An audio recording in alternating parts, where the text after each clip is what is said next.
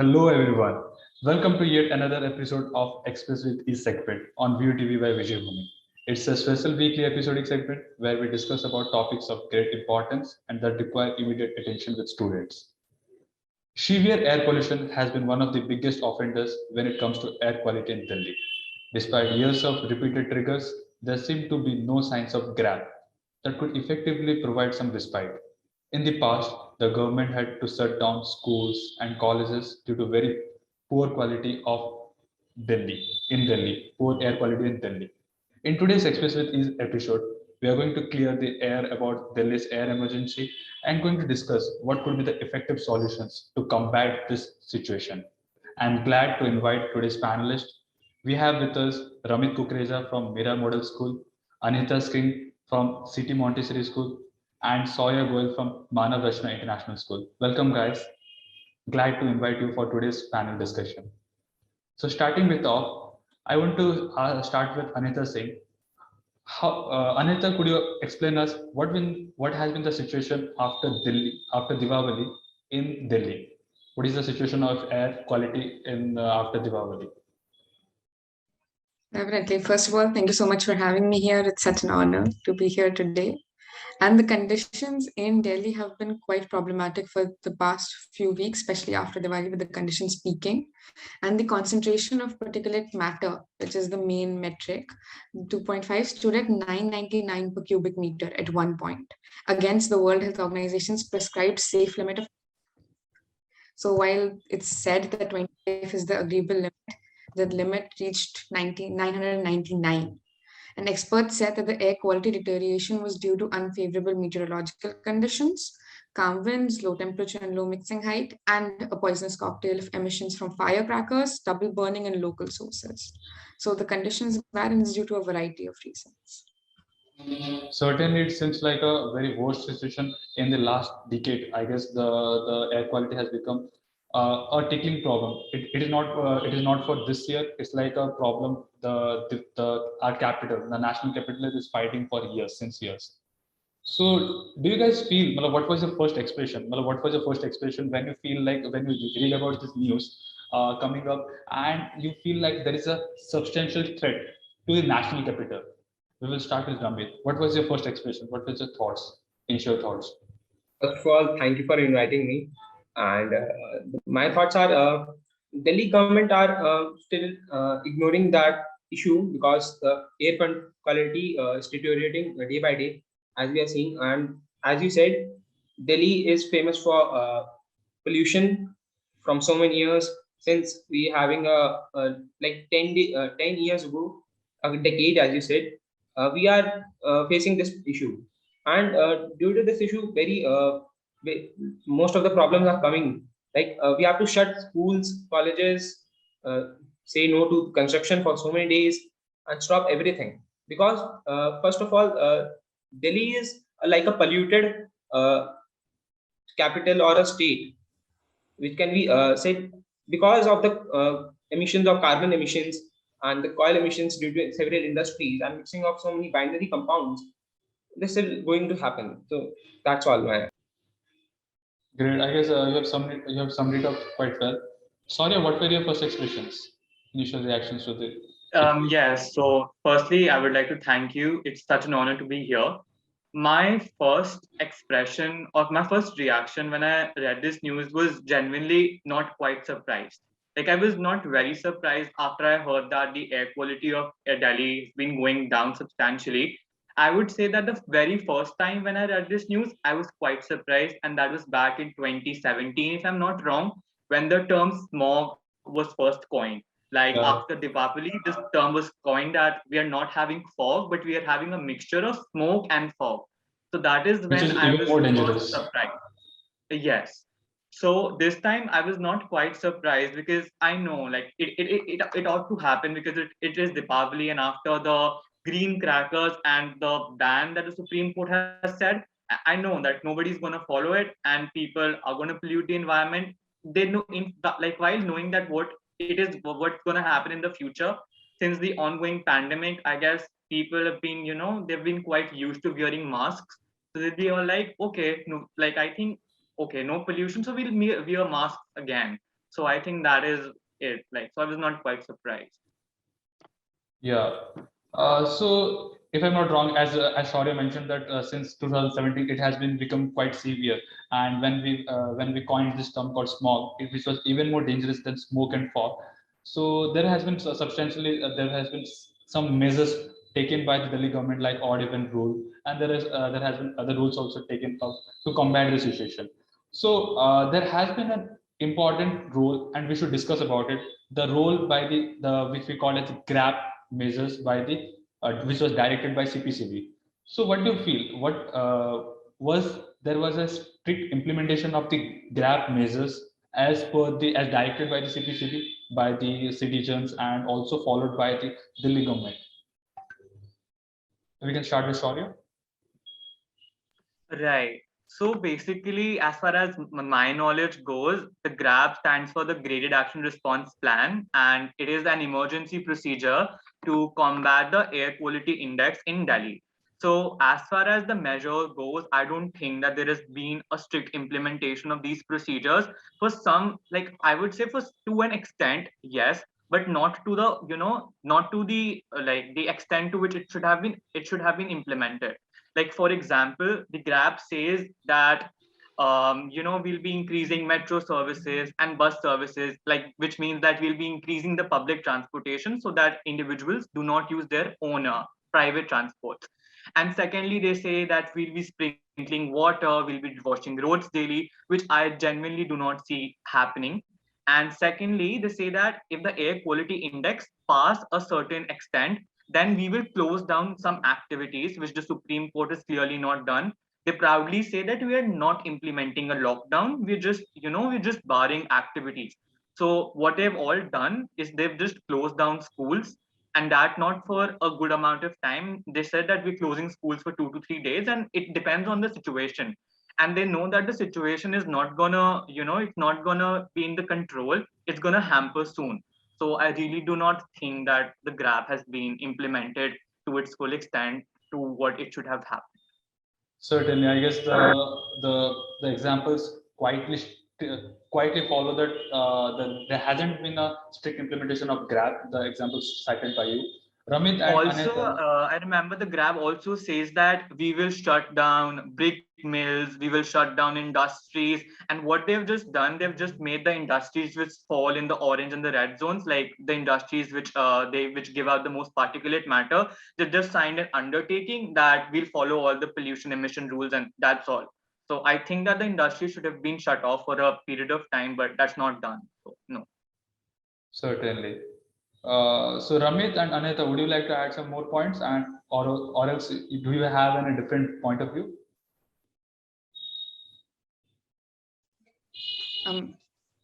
Ramit, may I go ahead? If Yeah, that's okay Anita. with you. Yeah, thank you. So I definitely agree with my panelists who spoke before me, Shaurya, that there has not been very strict action taken against this entire thing, and grab measures have been implemented, so to speak, but there has not been any kind of strict implementation. The worst part is that at no point does it say that grab is supposed to be an exhaustive list of action. And even the document itself mentions that this is the starting point, after which further action needs to be taken depending on the situation.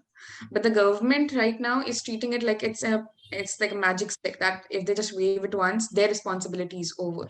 And that is a real problem because there are things that GRAP leaves out. For example, there's a major shortcoming that the GRAP takes the particulate matter approach. GRAP does not even consider all air pollutants, but only particulate matter such as PM 2.5 and PM 10. Even if the level of pollutants such as SO2 or NOx increases, which are part of the AQI index monitoring, GRAP does not come into effect. So to hope for the best and just bring it out every time there's a crisis and then go back into our initial shell of complacency is, I think, where we're going wrong. Certainly, I guess that was some quite nice points stated by Anita. And Ramit, would you like to add something more? Yes, I will add that Grab is not doing very good work because since you also know that when the lockdown is imposed during the pandemic, the air quality is being reduced so good. Like air quality has been fresh air, and most of the pollutants have been settled out. So I think Grab should take this measures, not stopping the school, not shutting the school only. They should also take the that the carbon footprint should reduce to some extent, so that the coil emissions, carbon emissions should be reduced totally, so that the fresh air can be breathed out. Certainly, I And guess. even in Pusa Institute, as you know, Pusa Institute has been prepared and produced an liquid organic material which can be used by farmers, so that they can reduce that binary compound of rice stubble, which can be reduced to some extent and can be used as a any organic manure also. Yeah, there were some quite what I can say. There were some effective measures they should take up so that it could be helpful for the reduction in the air quality. And Anita highlighted a good point that basically government thinks that once they have implemented the GRAP measures, they are not in charge of taking care that is it been followed strictly or not. So right now there has been a huge involvement of politics in the entire situation. Like there is a case of blame game, there is a case of blame game going against it. The central government is blaming the Delhi government. So what do you think, guys? Is there no political commitment for scout decisions? And there was this interesting statement highlighted by a lot of media. Does politics erupts over Delhi's air toxic quality? And how do we avoid politics in the entire situation? We can start with Anita, as you mentioned about talked about this thing. Thank you so much for giving me the chance to speak first. I think the reason why pollution remains the least of the government's worries is because it's seen as politically unimportant. Of course, there is a major portion of politics that focuses on what is appealing to the masses and whether they can turn it into votes quickly. And since pollution is seen as a very annual problem, like it strikes around this time, then it disappears from the public eye and then comes back again, taking a major action is not seen as politically important. Second, it's also easier to place the blame on others because the science of this entire pollution goes beyond borders. So one city or one area cannot be blamed for it entirely. So it's very easy for politicians to go ahead and say that it's not our fault, it's our neighbors, they're the ones who are causing this problem. We are simply the ones who are facing the most. It's easy to victimize yourself in that case. And lastly, can we avoid politics altogether? Well, I do not think it's really possible to leave out politics. Yeah. Some politics cannot be avoided, but it can at least be harnessed so that it acts as a push in the right direction. Instead of acting as a simple way of turning responsibility over to someone else, maybe it can act as a push in the right direction, not an easy way to justify complacency. Because we need action from all sides, from the state, from the center, and from the cities themselves. That's what I believe. Yes. Certainly, I guess together all can resolve this together if they invite and they can resolve the situation. But primarily, Ramit, who do you think should take this responsibility to resolve this problem? Who should be the primary or stakeholder who should take this? I think Delhi government should take the this issue further, so that all the organization opened by the government can be used to train farmers or to aware people about this issue, and can train them to decrease this issue. Or because the air quality is deteriorating day by day, they should be aware soon, because it's we can't say that we can educate them after a month. We can have that problem issue can be reduced after a month. We have to reduce it today only, because the air quality, I don't think so, is good enough. They are very severe, and the people are facing the problems people are facing chronic respiratory diseases. They are not able to breathe well, and people are carrying chronic respiratory disease, asthma, bronchitis, are also facing a lot problem then. So Ramesh has highlighted this point of having the ill effects which we get right away from air pollution, like the respiratory diseases. And sorry, you also mentioned a good point about the shutting down of industries for a certain period of time when the air quality is literally very degraded. So what do you think? Well, according to you, it affects the economy and education, as we had already discussed, as the schools and the colleges are shut down due to the very poor air quality. And due to this thing also, has been a lockdown kind of situation. Despite of the corona being revived, despite of being revived from corona, we are going to shut down. We are going looking forward for shutdown and lockdown of schools and colleges due to the air quality. So there has been an gradual effect, and the economy has been affected, and the education system has also been affected. So what do you think? Is this, if not the concern, if the air quality isn't shouldn't be the concern for the politics, but economy is the concern for the politics, for the government, because it's like the revenue stream for the government, lot of government organizations. So what do you think? Either the effects, if they aren't worried about the cause, they should be worried about the effects. I think basically if somebody is not worried about the causes, so they cannot be worried about the effects either. If they're not taking strict measures or strict actions as to what is causing the pollution, I don't think that they'll be worried about the effects that we'll have to breathe, like we'll have to breathe in toxic airs and our bodies will be deteriorated. And the fact that furthermore, I believe that yes, the COVID has already hit in the economy very hard, and this pollution will further aid to it in a certain way, because there is some section of people who will restrain themselves from going out or purchasing some items. So that is one way the pollution is going to affect the economy, and definitely the education system, the lives of the students has it's the one which is the most badly affected. The COVID has already, it has proven our worst nightmares. We've never imagined that our schools will be online.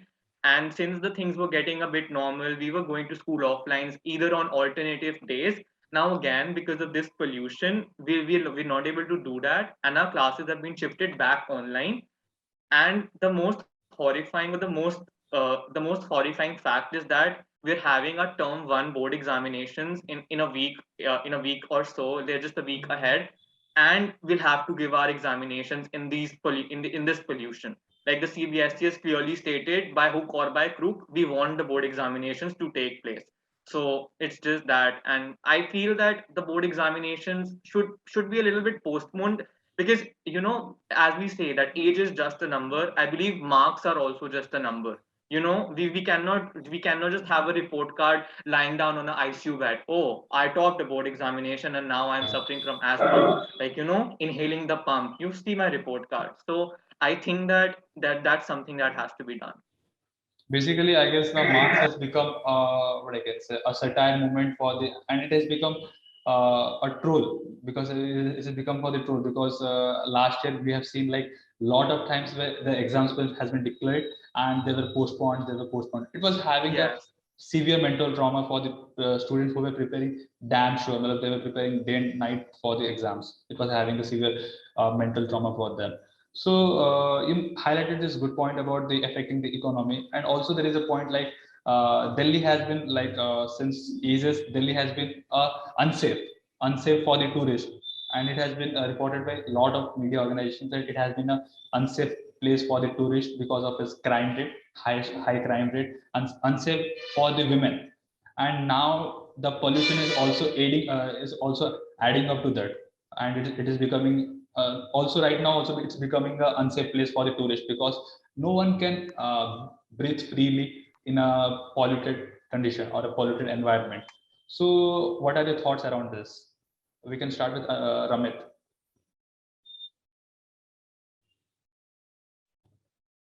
I will say, I think government should take many measures, because students are also facing this problem.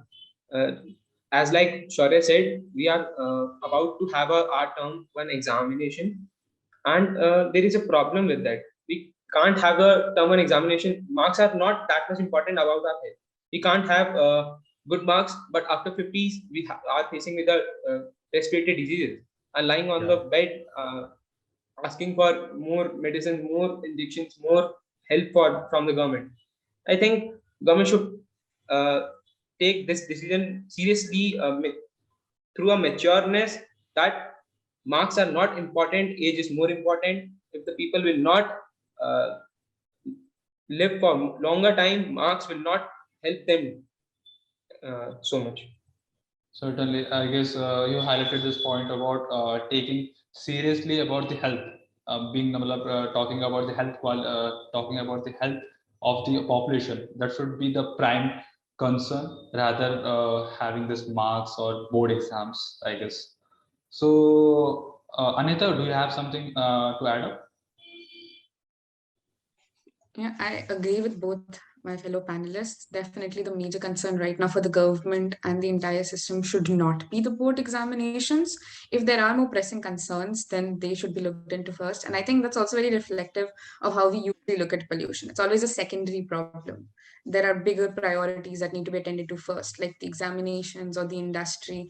There's always something that comes before the environment. That's the reason why there is no real consensus on the issue.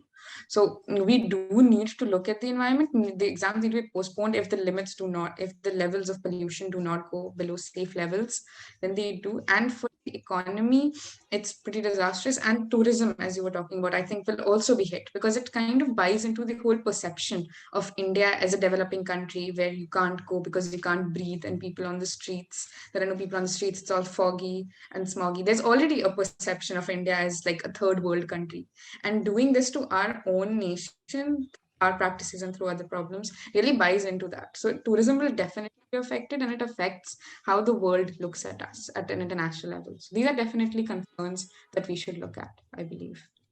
Certainly, I guess the you talked about this thing that how the world looks at us, how the world will look at us an incapable nation. Maybe if the capital is in stake, so the world will look at us as an incapable nation of fighting their own conditions, own environmental issues. That will be a mocking, that will be a mock issue for all the world leaders around us. So let me ask you this personally for everyone. How do you think we can make our cities more livable? And what would be the ideal solutions for this? We can start with Shaurya. Right. Like, I feel personally that the ideal solution, firstly, to tackle pollution, it should be that as individuals and as citizens of the Republic of India, we should take some actions on our own. Like, we cannot totally rely on the government. And when the masses and when the people, when they all start taking a collective action, I think that is when the government will think that, okay, we should also do something. So firstly, I feel that as citizens and as children, we should not, firstly, we should not burn crackers. We study environmental sciences in our schools and we know how these things work. Like, I feel like people say, like, if I do not burn crackers, like my localities, it will be burning crackers. So how will one make a difference? But I'm always of the ideology that one always makes a difference. Like, firstly, you stop burning crackers or you start planting trees, then others will see you and maybe someone else will get motivated. So that's how the chain will work, and people will start following each other, which is called imitating or observational learning.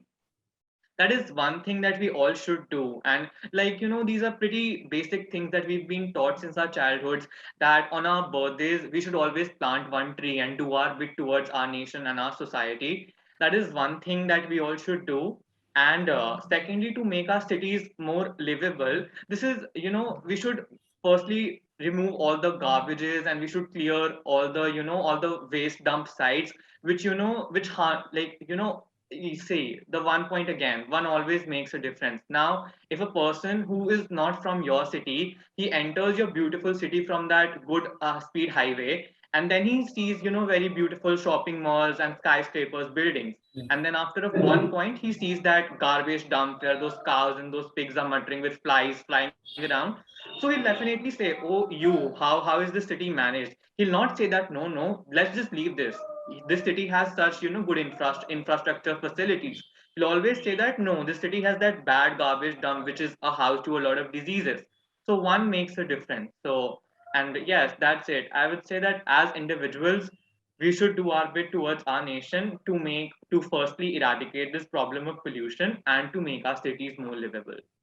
Great, I guess that was some quite nice points. And taking up self-awareness around your surroundings, that would be the most important thing.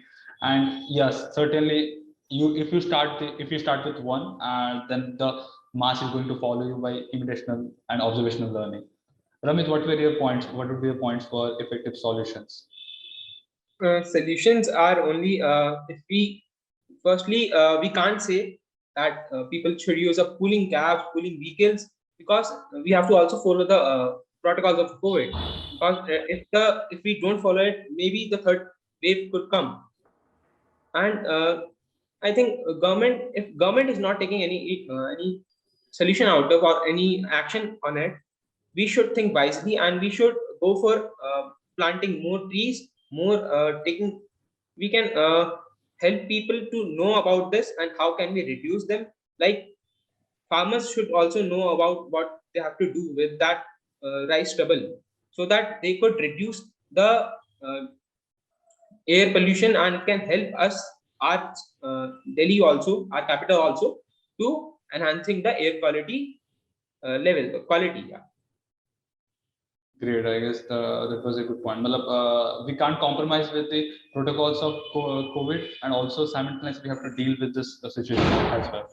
Anita, what are your points? What would be the effective solutions according to you, and how do we can make our cities more livable? I think the best thing that we can do for the environment right now would be to start working in collaboration with the environment instead of actively working against it, because there is this whole idea that to succeed or to have economic growth, we need to work against the environment. It is acting as a foil in our plans. But instead, we need to work in collaboration with it. So we need public transportation systems to be revamped. A very major concern that came out during this entire crisis in Delhi was that even though the GRAP's plan said that there should be more buses that should start plying on the roads, there was no infrastructure that was there. So that step was just removed, which I think is a really problematic thing to do, because public transportation systems are the future. We can't keep looking at private cars as the only way of transportation.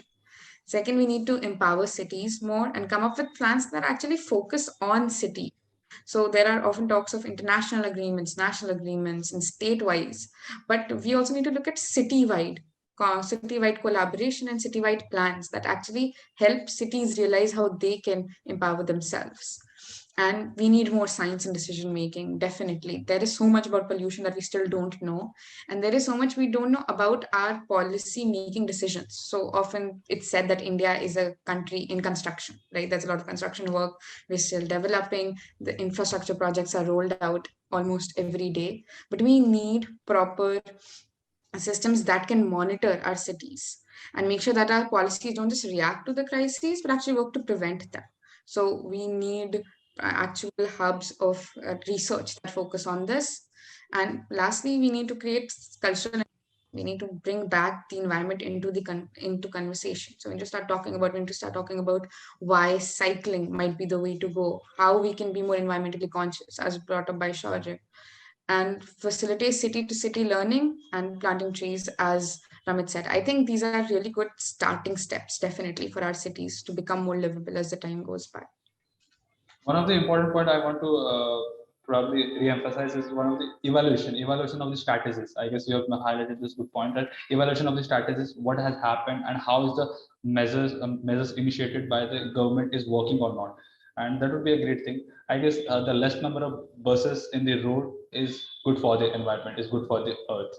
So that was a pretty good conversation with you guys. I hope the viewers who are watching us would be having some great takeaways, and it was indeed a nice panel discussion. I hope you guys enjoyed this discussion. So nice. Thanks for coming, guys. It was indeed a great conversation. There were some great points we discussed upon. I hope the government checks out this thing and makes a checklist that how we can combat this air pollution issue, and also we can fight back the COVID and revive our economy simultaneously. Guys, hope this was a great conversation. Uh, do mention the comments about your solution. What would be the effective solutions for you? And see you guys in the next episode at next Saturday at 5 p.m. Bye, guys.